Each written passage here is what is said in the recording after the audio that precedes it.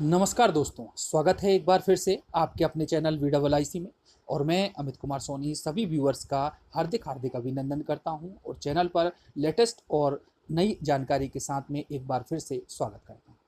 दोस्तों, सब्सक्राइब जरूर करते चलें, लगातार नई नई जानकारियां आ रही हैं और नोटिफिकेशन आप लोगों को कंटिन्यू मिलता रहे तो चैनल को सब्सक्राइब तो करें ही, साथ में बेल आइकॉन पर प्रेस करना बिल्कुल ना भूलें। शेयर भी करें वीडियो को और पसंद आता है तो लाइक करें। दोस्तों, अन्याय, उपेक्षा, अपमान और शोषण, ये शब्द पर्याय बन चुके हैं ओबीसी वर्ग के लिए। अन्याय किया गवर्नमेंट ने, उपेक्षा की गवर्नमेंट ने, अपमान और शोषण भी किया गवर्नमेंट ने। और दोस्तों, इसके साथ में न्यायपालिका को भी हम इंक्लूड करें तो कोई भी बात इसमें गलत नहीं होगी। लेकिन न्यायपालिका पर हम उंगली नहीं उठा सकते क्योंकि कानून तो अंधा होता है, सबूतों के आधार पर, तथ्यों के आधार पर फैसला देना उसका काम है।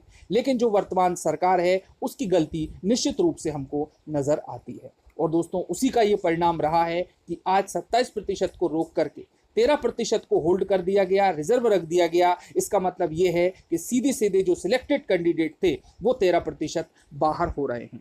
यदि हम ईडब्ल्यूएस की बात करें तो उनको भी साथ में लपेटे में ले लिया है हाईकोर्ट के निर्णय में और उनको भी प्रोविजनल नियुक्ति दी है। तो इस प्रकार हम मान सकते हैं कि तलवार लटक रही है ईडब्ल्यूएस पे। यदि संख्या की बात करें ईडब्ल्यूएस की तो दोस्तों, वर्ग 1 में 2000 और वर्ग 2 में लगभग 1100 के आसपास ऐसे नियुक्त होने वाले हैं जो कि प्रोविजनल रहेंगे और टोटल संख्या होगी 3100 के लगभग।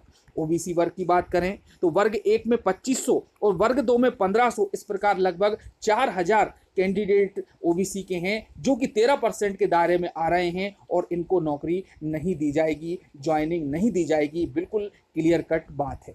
और दोस्तों, इसी के संबंध में जो ओबीसी महासभा है उन्होंने विरोध प्रदर्शन किया और 28 जुलाई 2021 को एक बड़ा आंदोलन किया जाना है जो कि हमें मुख्यमंत्री आवास पर घेराव के रूप में 27% ओबीसी आरक्षण की मांग, भर्ती परीक्षाओं में आरक्षण की व्यवस्था को लागू करना और भी कई ऐसे मुद्दे हैं जिनको लेकर के मुख्यमंत्री आवास का घेराव किया जाएगा 28 जुलाई 2021 को और सीएम को अपनी पूरी समस्याओं से अवगत कराया जाएगा। जैसा कि मैंने आप तुमको दोस्तों पहले भी बताया था कि एक लेटर हेड के माध्यम से, जैसा कि आप ये देख पा रहे हैं, और इसमें जो भी उनकी समस्याएं रही हैं जैसे कि नीट के आरक्षण का मामला, 27% ओबीसी आरक्षण का मामला और भी भर्ती परीक्षाएं हैं और जो प्रवेश परीक्षाएं हैं सभी में समानता के आधार पर और जो ओबीसी का रिजर्वेशन पॉलिसी है उसके आधार पर उनको जो भी अधिकार मिलते हैं वो प्रोवाइड करना, इत्यादि इत्यादि।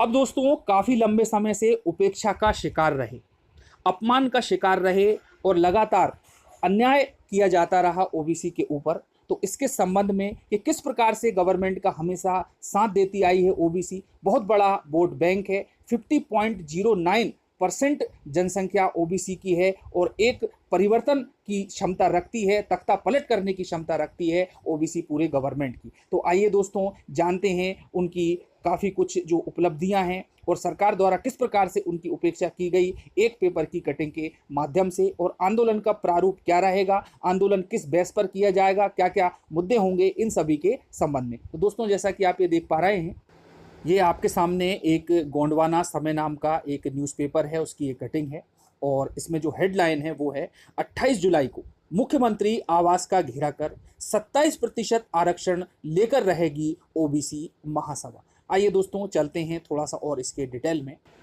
दोस्तों, यहाँ पर इस न्यूज़पेपर में जो 3 प्रमुख बिंदु हैं जिन पर इन्होंने चर्चा की है, पहला तो उन्होंने सुप्रीम कोर्ट की बात कही है कि किस प्रकार से महाराष्ट्र सरकार 2 बार आहत हुई है उनके इस फैसले से, और हमको सर्वविदित है, हमको सभी को मालूम है कि ओबीसी का जो आरक्षण था 16% बढ़ा हुआ, उसको सुप्रीम कोर्ट ने खारिज कर दिया था।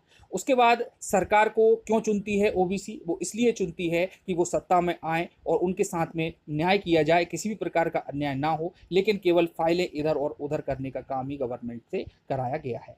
और इस प्रकार से तीसरा जो पॉइंट है वो सबसे महत्वपूर्ण है और वो है 14% पर नियुक्ति देना, 13% पर होल्ड रखना, और यही सबसे बड़ा कुठाराघात साबित होगा मध्य प्रदेश के युवाओं के लिए जो कि आगे आने वाली भर्ती परीक्षा और शिक्षक भर्ती में अपनी मेरिट लिस्ट से बाहर होने जा रहे हैं।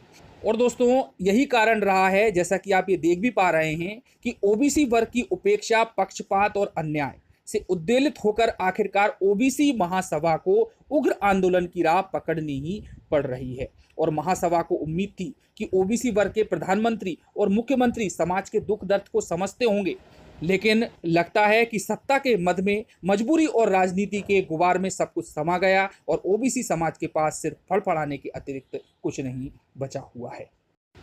आगे ये पेपर लिखता है कि ओबीसी समाज एक न्यायप्रिय समाज है, उसे माननीय न्यायालय से बड़ी उम्मीद रहती है, मगर 13 जुलाई को ये उम्मीद धूल धूसरित हो गई जब माननीय जबलपुर हाईकोर्ट ने ये कहा कि पिछड़ा वर्ग की जनसंख्या 51% है, हम मानते हैं, लेकिन 14% से अधिक आरक्षण नहीं दे सकते। और न्याय के इस मंदिर में इस तरह का कुठाराघात किसी भी उम्मीद पर किसी को भी बर्दाश्त नहीं था। और दोस्तों, कुठाराघात की इंतहा तो जब हो गई जब पिछड़ा वर्ग से संबंधित होते हुए भी मुख्यमंत्री ने, आने वाले प्रदेश के मुखिया ने, श्री शिवराज सिंह चौहान ने ये कहते हैं कि मामले को हम सुप्रीम कोर्ट में लेकर के जाएंगे। और सुप्रीम कोर्ट का दोस्तों हमको सभी को मालूम है कि महाराष्ट्र आरक्षण में उन्होंने ओबीसी के विरुद्ध ही फैसला दिया है और इस प्रकार से वहां पर याचिका को खारिज कर दिया। तो ऐसी स्थिति में क्या हम न्याय की उम्मीद लगा सकते हैं? क्या सुप्रीम कोर्ट ओबीसी 27% आरक्षण को लागू कर पाएगा? जी नहीं, बिल्कुल नहीं करेगा, क्योंकि उसी के द्वारा ही ये आरक्षण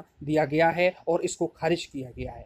अब दोस्तों, आगे वो कहते हैं कि ओबीसी वर्ग इसी उम्मीद से आपको सत्ता में बिठाता है कि वह अन्याय न होने दे, उनके साथ में न्याय करे, प्रतिनिधित्व दे, लेकिन फाइल इधर उधर करने के अलावा और कोई काम गवर्नमेंट के द्वारा नहीं करवाया जाता। यही संदेश देने और रोजगार प्राप्ति के नज़दीक पहुंच चुके हजारों युवकों को न्याय की ओबीसी महासभा के द्वारा 28 जुलाई को भोपाल में एक आह्वान किया जा रहा है, और जिसमें कि बहुत बड़ा आंदोलन होगा, विशाल आंदोलन होगा अन्याय के प्रति और साथ में जो भी उपेक्षा की जा रही है उसके प्रति। अब दोस्तों, जो लास्ट का पॉइंट है वो उनका है कि हजारों युवाओं के सपने चकनाचूर हो गए। जैसा कि हम जानते हैं कि हाईकोर्ट ने अभी हाल ही में निर्णय दिया है, यदि हम शिक्षक भर्ती की ही बात करें तो 14% ही मेरिट लिस्ट में जो रहेंगे उनको नियुक्ति दी जाएगी, और शेष जो 13% रहेंगे उनको होल्ड पर या रिजर्व पर रख दिया जाएगा। इसका मतलब ये है कि उनको सीधा बाहर बिठा दिया जाएगा, और फैसले का कोई भरोसा नहीं है कि आएगा या नहीं आएगा, ऐसा भी हम नहीं कह सकते।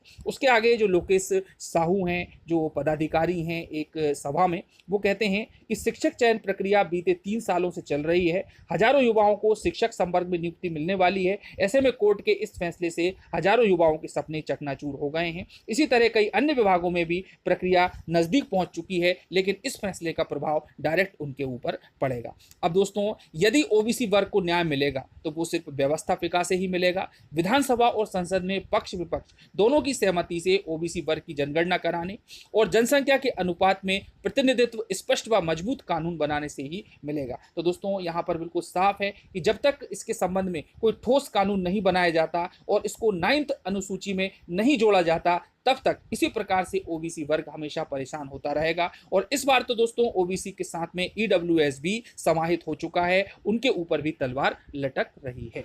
तो दोस्तों, पूरी ये कहानी है कि आखिर ओबीसी महासभा 28 जुलाई 2021 को आंदोलन क्यों कर रही है। तो इसके सब वैलिड रीज़न आप लोगों को मैंने इस वीडियो के माध्यम से बता दिए हैं, और जो भी इससे संबंधित हैं तो अब आप देख लें कि किस प्रकार से निर्णय लेना है, आपको क्या करना है, उचित विचार करें, स्वयं निर्णय लें। तो दोस्तों, हम तो मिलते हैं अगली वीडियो में नई जानकारी के साथ, लेटेस्ट अपडेट के साथ। चैनल को सब्सक्राइब जरूर करें। धन्यवाद। जय हिंद, जय भारत।